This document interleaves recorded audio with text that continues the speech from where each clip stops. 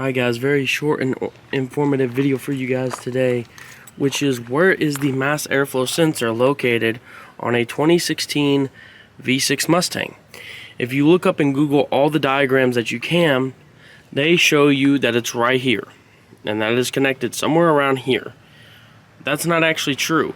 For 2016 and 2015 V6, they actually changed 2015 to 2017 when they stopped making them.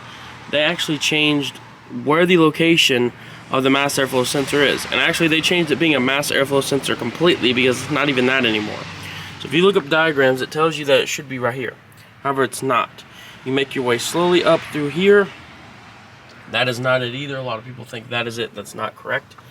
Make your way up here to up here, and this right here is what you are looking for. This is a map sensor, not a MAF, a map. So what they did is they replaced the mass airflow sensor for this little thing right here.